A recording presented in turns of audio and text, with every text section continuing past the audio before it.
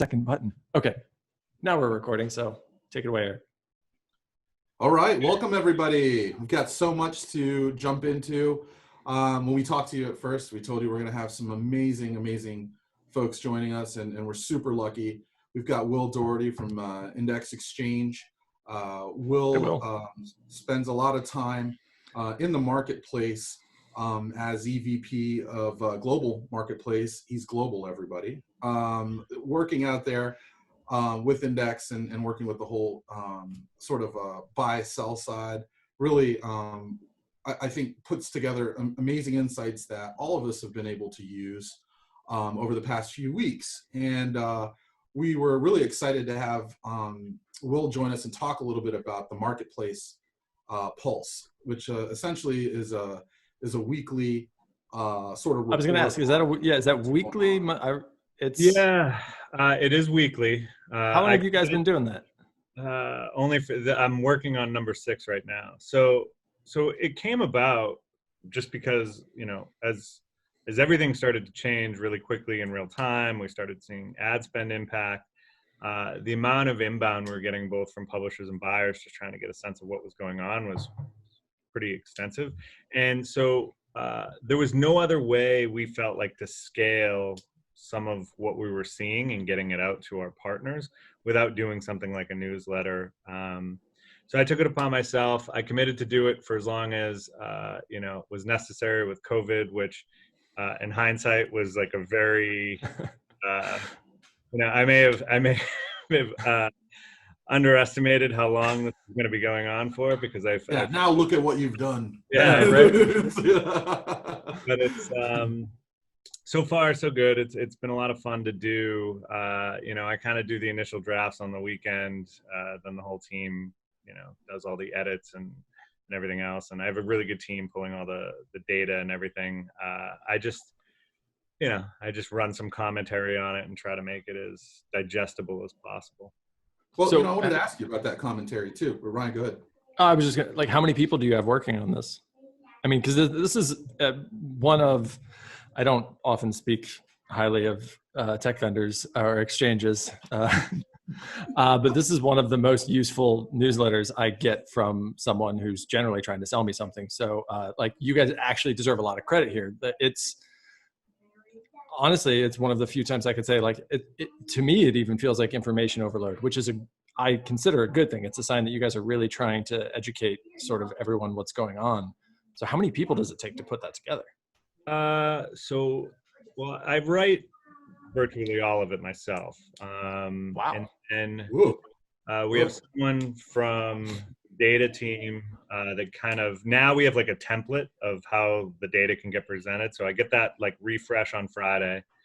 I start to a lot of it isn't obvious when we first start going through it, but once I start cutting through things, a story or two will kind of resonate. And then I just start looking around for other news or information that either kind of correlates or contradicts what we're seeing. And then I just write. I try not to overthink it. It's coming out very weekly. I will get some things right. I will get some things wrong. This isn't, the goal of this isn't to be infallible, but to at least give some insight into how I'm thinking of things in real time, and get that out to everybody as quick as possible.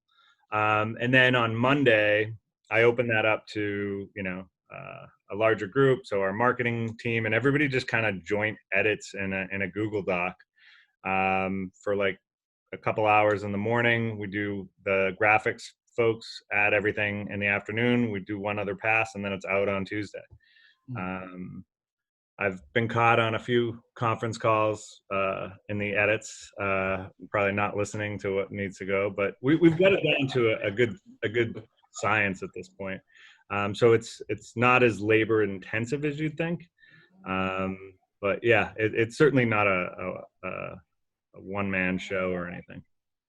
I think Ryan and I was always sort of intrigued, about some insights and things that are interesting that don't actually make the cut. What's some interesting stuff that actually didn't make it in? Tell us about that. Yeah, I think there's things that I am trying to save now that I know I have to do this every week. Then there are things that are more anecdotal that I think are interesting.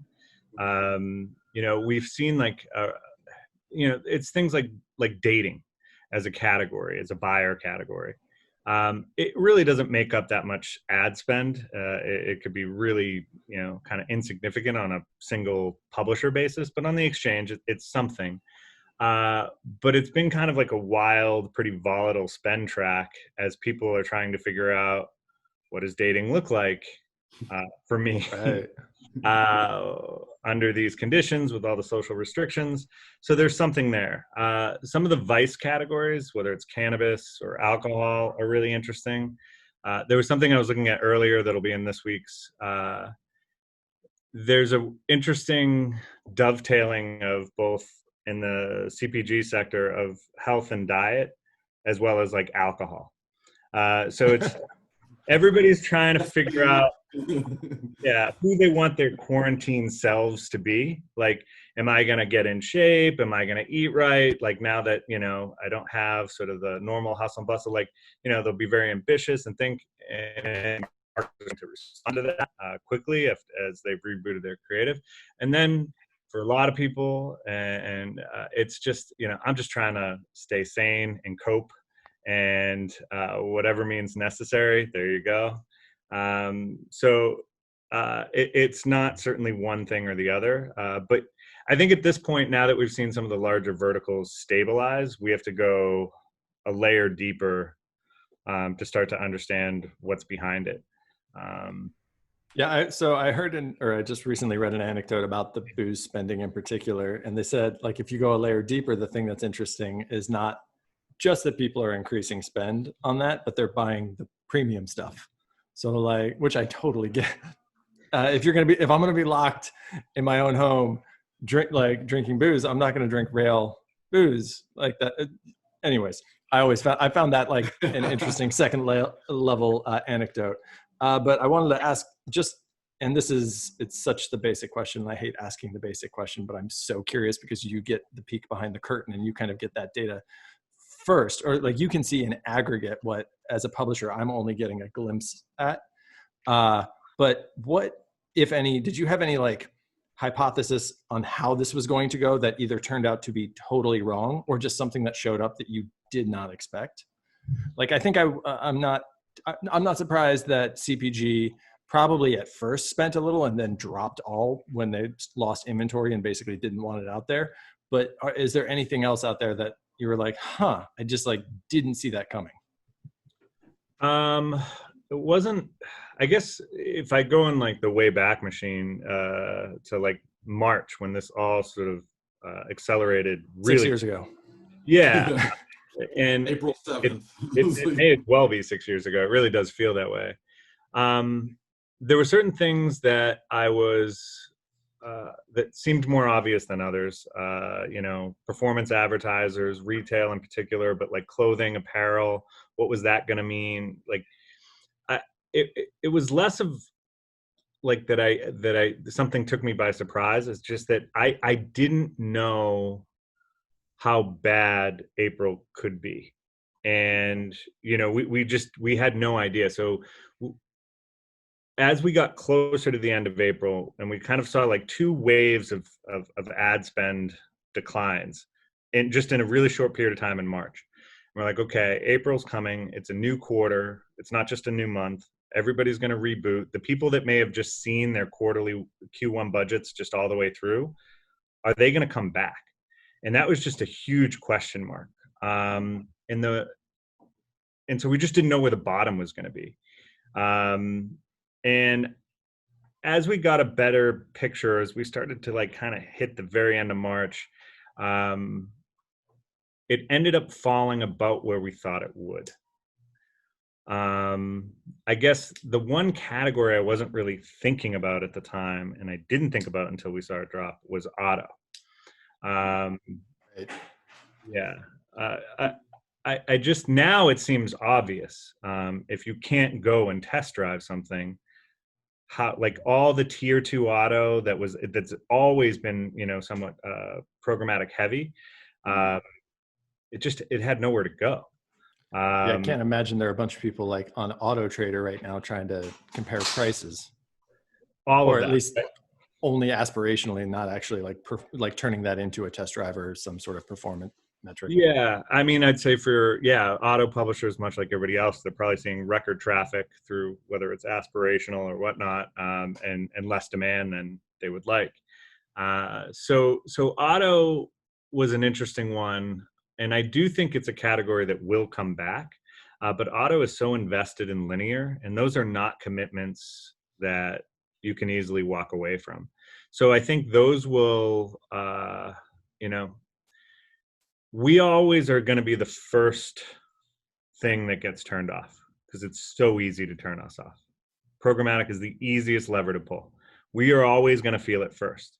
However, we're also the easiest to turn back on.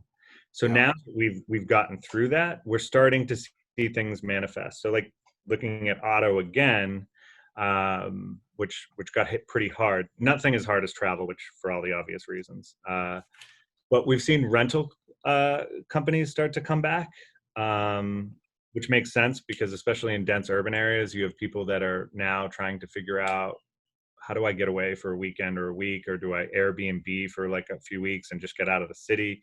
And now rental car companies will come to you. They'll drop off the car. You don't need to go in. And it was never a good process anyway to rent a car, but now they're going to come to me. I can go. So they've kind of reconstituted themselves. And then right around mid-April, we see that spike. And then the other thing that has increased in auto, it's up about 50% on a daily average, is parts and service. Cars are still right. Well, yeah. If I'm not investing in a new car, I need the one I have to stick around. Work. Yeah. So that's starting to come back. I don't think auto goes away for a long extended period of time, but I do think auto, more so than other categories, is going to have to reinvent or rethink its sales strategy. The dealership model, I don't know, or the dealers will become more of a we come to you type of a service versus let me go spend my afternoon in a weird waiting room with bad coffee. Vending machines. Right. So this is two different questions in one. I feel like the first one will be a short answer, but I don't know the answer to it, so I'll just check. Most of your newsletter is focusing on sort of buy-side trends, just based on the marketer and the category and all of that. Has there been any interest to look at an equivalent sell-side version, just categorizing publishers by, and what you're seeing, whether it's spend on or just like CPMs and that sort of thing? We haven't done that on a macro scale. We probably will do that this month. I do think May is fairly flat, so I will need new vectors to look at and information. So it's a good call out. The reason we focused on buyer trends was for our publishers, so that they could what we were seeing on aggregate and understand if the changes that they were experiencing were outliers, or what that might mean in terms of organizing themselves, what blocks they might have, what floors they might have, where they should be maybe thinking about that category behavior on the buyer side. But we are thinking of like, how do we do a inverse of that traders and buyers understand where there's value, especially in like news categories that have been and this has been talked about ad nauseum, that are somewhat getting punished for Corona adjacent content or just Corona content. So we would like to try to, and we've called that out a few times in the newsletter. I do think for discerning smart buyers, they'll see the value there and they'll take advantage of it. But yeah, it's a good call out. So short answer is, yeah, we'll probably do that this month. And then second, looking into the crystal ball a bit, is there anything that you're seeing in the change, because it feels like the past 10 days or so, the data's been a little like at least what I'm seeing on our site, the market is starting to recover in a little more robust way. I didn't see like a May 1st drop like you kind of would have normally expected in the middle of a quarter. So is there any trend that might be subtle that someone like me, if I'm just looking at an aggregate of data or, line graphs that you guys are sending out that I might not pick up, that you yourself being able to see this and having really tracked this closely over the past 6 weeks are noticing? If anything, what we're noticing is, yeah, I would say the normal seasonality and even day parting isn't really as applicable as it once was. We did notice, a softer, entry into normally, just a few days, everything's resetting and then booting back up. But if you look at it from the buyer standpoint right now, everything they're doing is with a very kind of short-term mentality. So what that means is, when we said flat is the new up, like flat is going to be largely what you should be looking at, and look at deviations from flat. And when you say flat, do you mean flat year over year, or do you mean flat like month over month, or mean day over day, week over week? You'll see modest week over week increases, less volatility day over day. Even the weekend trends are softening a little bit, but we still obviously see that. And so if I could add in real quick. Well, Brian, it's interesting because I pulled that quote, and for anybody watching or listening that isn't familiar with the sort of flat is the new up, I thought it was an interesting statement. It was an April 7th edition, right? And so we have to, if we just go back in the time machine to April 7th, it was bad, right? It was so dark times. Yeah, right. So I thought it was a great statement, where flat is the new up, growth is an unlikely prospect, while the global economy is still in a voluntary shutdown, but flat is good. Flat is fine. Flat will get us through.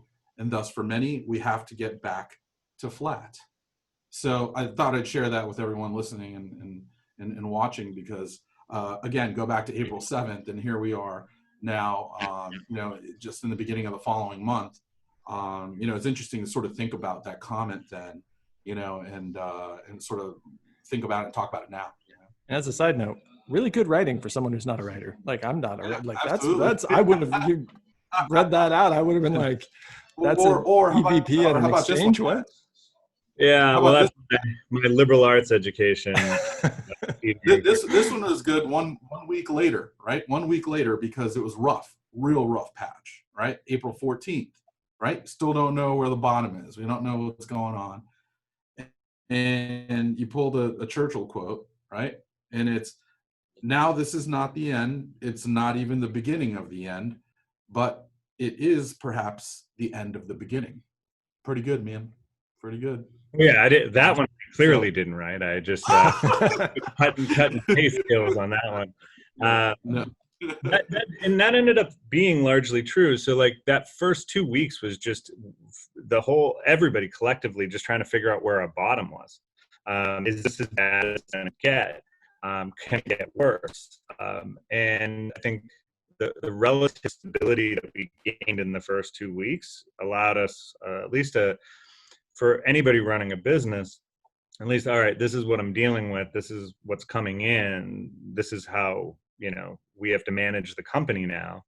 And then the second half of April was just sort of generally modest week-on-week increases, but we're slowly working our way back to hopefully, I don't know that we'll get to break even, but just even if I look at those trend lines and you see the thing, growing every week, it just looks like flat. When you go on the higher category level, it's just flat. And that's okay. Like I explain this to a lot of people because I think I'm generally optimistic about our prospects through this time. It's painful now. It's only been about 6 to 7 weeks, really. We're in a very good position as the economy and different businesses reconstitute themselves. We are a very efficient channel. We're an easy channel to turn on. Retailers and those folks will rely on our channel to drive performance and to do those things. Retail may have dedicated 50% of their strategy to in-store visits, in-store promotion. That comes our way now. So I do think it'll take us a little while, but we are probably the long-term beneficiaries of a lot of these changes, because it's just accelerating digital in a way that it was already happening. This just kind of put it in warp speed. Let's talk about that for a second, because I think it's interesting with the impact on businesses. And, there's a lot of news about how publishers were having a hard time, and, even their sales teams and the types of business. We mentioned earlier about some of the programmatic spend sometimes being the first to sort of get shut off or be affected. And now you see Definitely this the other easiest to side. shut off. Right. And then now we're seeing that a lot of sort of legacy insertion order business, when it just got cut off, I mean, it's just gone, and nobody knows when that's coming back. So with that being said, I mean, it's kind of interesting thinking about the other side of the comment too, which was that programmatic's also the fastest to sort of recover and feel the sort of positive impact. Are you seeing that with some organizations, that for some of the organizations that didn't really sort of give programmatic the sort of cred and sort of the respect that has been due? Have you seen any sort of change there from a sort of a perspective and understanding of how it could maybe be a blessing in disguise right now? Yeah, I don't know if I have anything kind of profound to say there, or any sort of lagging company or industry that has now adopted programmatic in a way that wouldn't before. But we are seeing, like on the retailer side, like the big box folks, they're investing more, not less. And in some cases, they're spending more now than they did pre-COVID. One sector, but the sector we've always had, but it's turning into something of a heavier puncher than we've ever seen before, is the business category, which makes a lot of sense. So B2B in particular has just been a beast last month. It is spending more now than it did before COVID. So it's hard for me to say if that was, this kind of, there was reticence and then it pushed them over. I think they're taking advantage of a moment in time where all of our normal work habits have been completely disrupted. And have an opportunity to not only, build brand equity, but to build a customer base as work changes.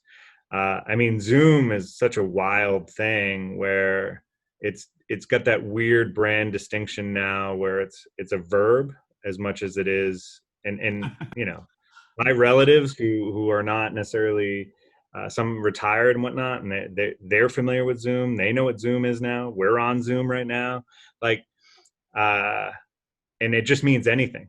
Even if you're not using their software, that's what you're doing. And so other companies, collaborative software companies, they have to be heavy right now, because there are going to be some preferences that harden right now that will not change. And so I think we become an extremely important channel for that category, whereas maybe we were a line item before, or they were doing some very hyper-targeted C-suite, sort of audience or contextual buys. They're going much more for reach, because reach means something different now. They're no longer just trying to get the IT department. They're literally trying to get every work professional that is capable and working from home. So I got one last question before we wrap up.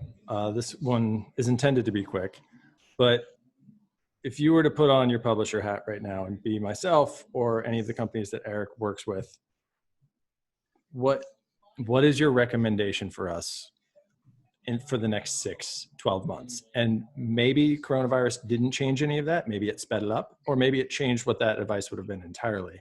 But if you were to give someone like us advice into either capturing this market as it kind of gets its feet back under it, or just dealing with the new normal, what would that be? Yeah, the first thing would probably be like, don't think in 6 to 12 month increments right now. At best, think in 3 to 6 weeks. The buyers are right now trying to chase essentially what's happening in the news with how they're deciding what they want to budget, and that's why you're seeing that sort of flat lack of seasonality because it's okay. This is working for this week. We'll do it next week. If the Northeast starts to open back up, we got parks going again this weekend. But if other services start to come back online, what will they chase? What will they do? How will they change their messaging? That's all going to happen in 2 to 3 week increments. So I'd say organizing yourselves around much shorter time frame and a shorter time horizon is probably going to be the most important thing you can do. And the decisions you make in April, I would look at them again in like May. Do these blocks still make sense? Do these floors still make sense? It's a bit harder to kind of set it and feel like that's the right way to go for any extended period of time. Very cool. Well, listen, Will, thanks for joining us. Thanks for taking some time to talk about It was a pleasure, and congratulations. I saw the newest edition. I'm back there. That's amazing. Yeah, he's walking around somewhere. There's a clever name for babies born during Corona time that I forget, but it was like perennials or something along those lines. So you've got one of those. We just been calling him an apocalypse baby. Yeah. It's weird. It's just all of a sudden there's a stranger in your house, right? Yeah. It's a little tiny terrorist right now. He's always hungry. Has no sense of time, too. Well, listen, thanks so much for joining us. Thanks so much for joining us, and thanks to the marketing team and the comms team over at Index Exchange, too, for helping to put that together and the main topic of today's show. And then also, congrats. I think you said it. Congrats, we made it out of April, right? It's May, and a lot more good things to come, hopefully. So thanks, everybody, for watching and listening. We'll see you guys again soon. Thanks, Will. Thank you.